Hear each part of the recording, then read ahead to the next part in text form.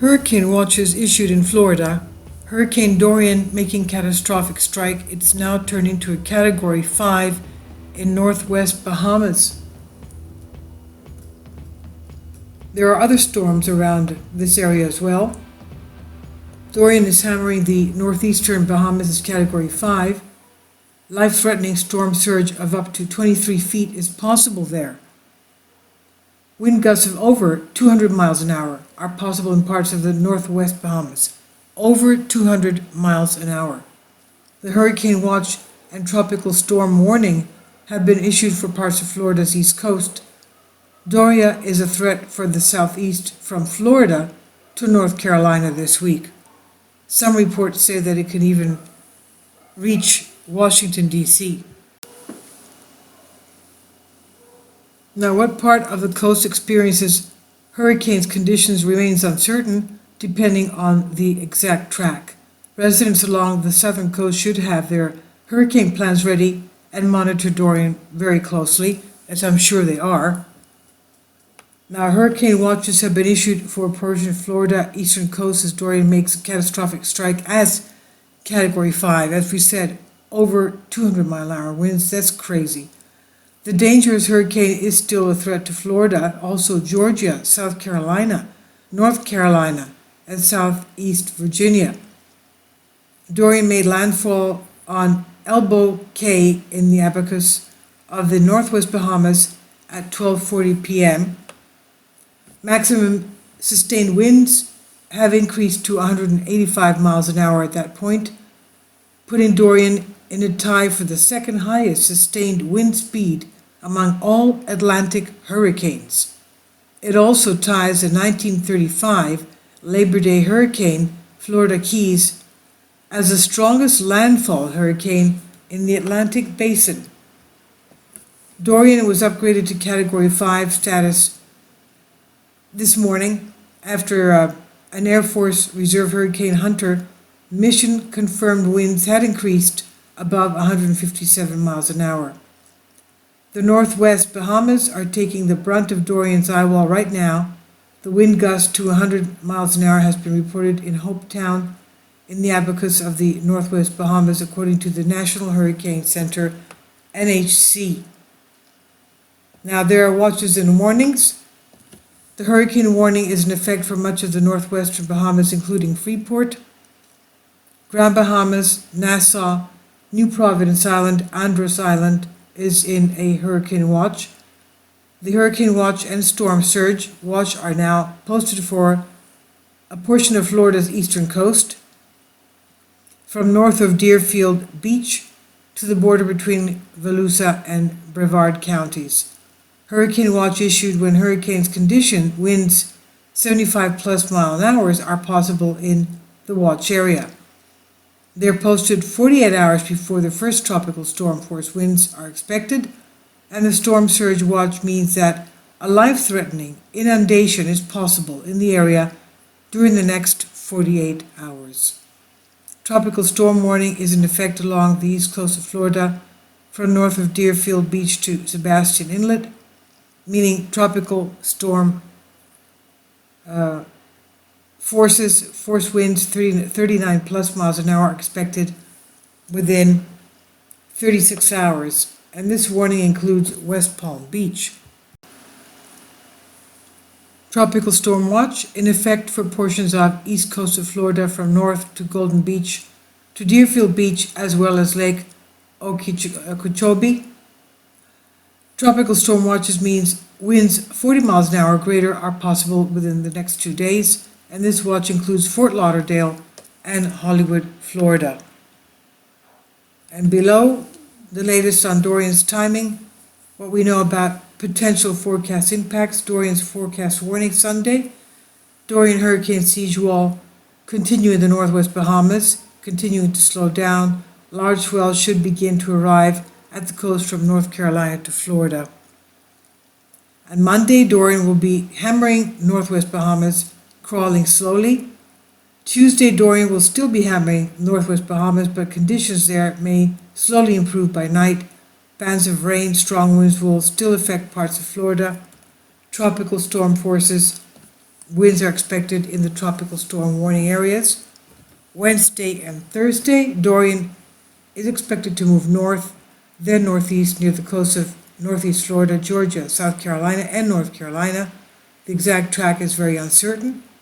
Friday, Saturday, Dorian is then expected to race off the northeast seaboard, but could track close enough to bring rain and some wind to Virginia, Tidewater, Nantucket, Martha's Vineyard, and Cape Cod before it heads towards the Canadian Maritime by next weekend.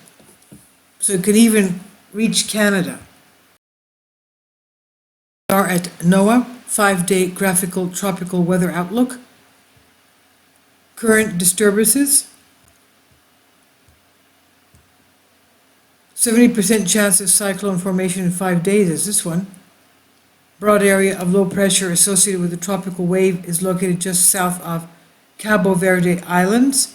This system has become better organized since yesterday, and environmental conditions appear conducive for additional development during the next several days.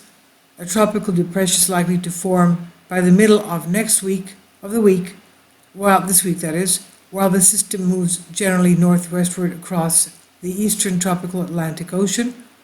Heavy rainfall possible over portions of the southern Cabo Verde Islands during the next couple of days, and interests on those islands should monitor the progress of the system. This is another one here. 20% chance of cyclone formation in 5 days. All right? And this towards Mexico. 30% chance of cyclone formation in 5 days. Another broad area of low pressure located over the south central Gulf of Mexico. Disturbance producing limited and disorganized shower activity. Some gradual developments of the system possible during the next few days, while it moves slowly westward across the southern and southwestern Gulf of Mexico towards the coast of Mexico. And here we have Dorian. So, as of 12:45 p.m. EDT, Sunday, September 1st, maximum sustained winds 160 knots, which is 185 miles an hour. Minimum coastal central pressure, 911 MBs, and we can see that it's moving at about 7 knots or 8 miles an hour. Slowly moving in this direction, and it may even hit Canada.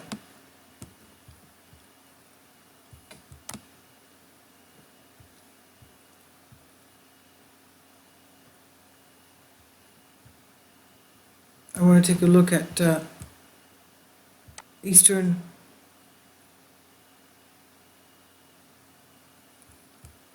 North Pacific. Let's see. What's it? Okay, that's just a tropical storm. Maximum sustained winds 60 miles an hour, so those are pretty strong too. All right, and Central Pacific.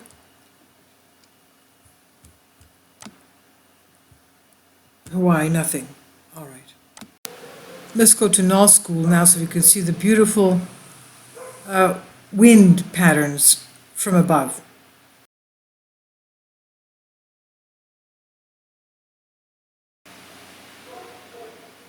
Okay, here are the winds. This is Dorian here. This is the other storm that we saw. That's the one that's about 60 miles an hour. Remember this one here? Where is it? No, wait a minute. That's the Atlantic. Here, Juliet. That's the one that has 60 miles an hour wind. Okay. That's Juliet. And let's go. That's Juliet right there. Let's take a look what's happening down here. Strange. That's strange. Very strange.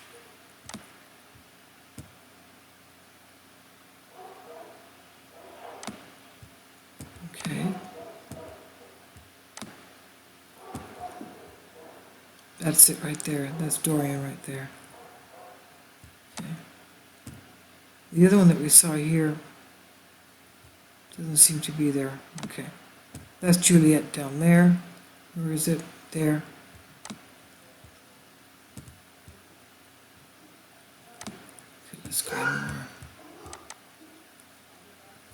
There we go. There we go.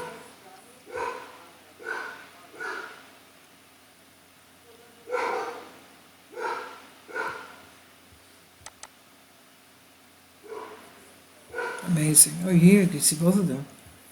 Amazing.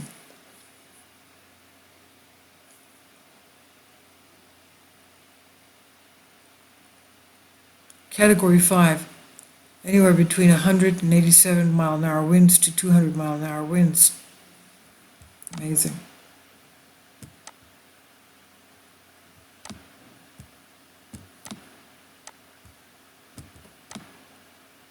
Hawaii has, let's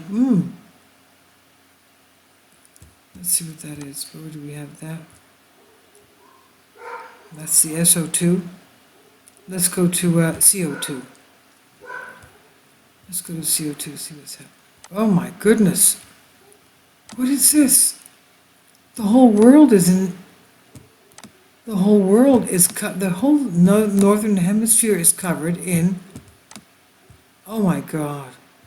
I've never seen this map like this. I have never seen it like this.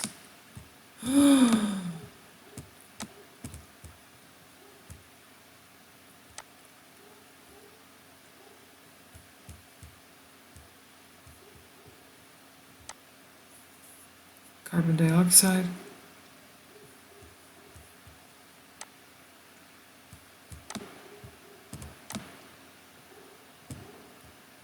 Oh, look at that. That's Ridgecrest right there.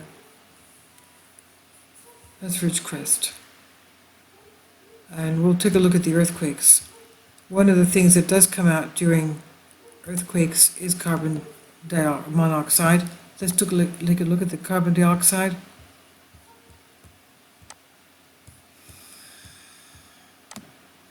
Okay, I think I got the scale wrong. This is the increase. That's normal. This is the increase. And we did have earthquakes here. I don't know what that is. Did we have any earthquakes up there? I'm taking you out on a tangent now, but okay. No, we didn't. Well, we had one in New Madrid seismic zone, unless they didn't post them yet. That does happen that they don't post it. Look at this. Look at this. This whole line here is active. So we saw the crack between coming from Vancouver Island, Seattle, through Yellowstone to New Madrid seismic zone. That's the biggest crack, 2,200 miles, and this is the other crack, the Reelfoot Rift Valley, New Madrid seismic zone, which should be called New Madrid Rift Valley. And we had, look at this, we had 2 quakes around Montreal. This one was yesterday, I remember. I did not report, did I report that one? Yeah, I did. I think I reported the bigger one, 3.3. That one there, 3.3, yeah. But we had another one, 2.7. What is this? Okay, that's around the Yellowstone area. And we do see that Hawaii has a tremendous amount of quakes. Volcanic activity, it's volcanoes, they are deforming, and they are expecting, oh my, the blue are all of today's quakes. I have to go and see what's happening there. That's a tremendous amount of activity. Look at that. Look at that. Kilauea. Mauna Loa is yellow. It became yellow since August 18. 2.3. Okay. 1.7. 1.9. Okay. But it's active. All right. Let's load. Is that all of the week? Let's see. Maybe a little bit slow, but let's take a look. Yeah, I guess that's it. Okay. Okay. Going back. Okay. Okay, these are the earthquakes that we had, the quake swarm that we've had after the 5 magnitude. They're still going on, as you can see. That's the 5 magnitude right there, the border of Alaska with Canada. If you can see the video just before this one. And the quake swarms are ongoing, and they are afraid of a megathrust there because it's a subduction zone. And plus the fact that all these are volcanic islands, the Aleutian Islands. And as you can see, the whole area, this is like a boat, of the San Andreas Fault, the Garlic Fault, San Andreas South, and the Walker Lane fault system is like one oval. It's one oval. San Andreas has 75% of the pressure from the subduction, and Walker Lane has the other 25%. And it can give a huge quake. Okay, anyway, let's go back to null school so we can see what's happening there. Yes, so we had quakes there, and these are the I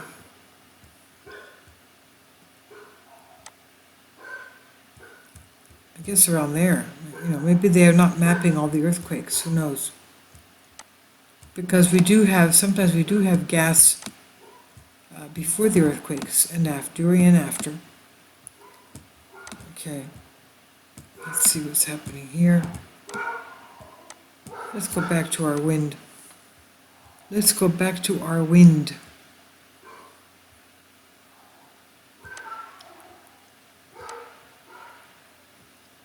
What's happening? Air. Okay, sorry. Okay, there we are. I think you can see better now. Right there.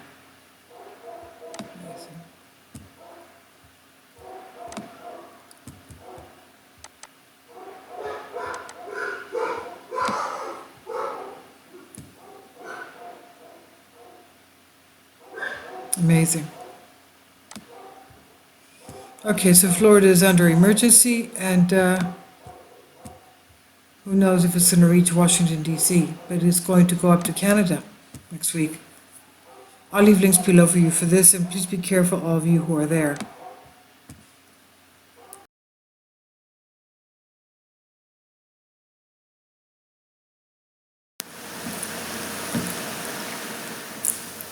If you'd like to join me on my Patreon account, you will hear content not covered by mainstream media. These riveting stories will be based on my research, and I will state my opinions and give my personal insight on diverse and controversial subjects and world events not covered by mainstream media, and not supported by YouTube guidelines. So whatever I have on my Patreon, most of those will not be on my YouTube channel. Please consider becoming a member today. More of the most significant and important videos will be on my Patreon channel. Your support helps me to continue my research and keeps this YouTube channel alive.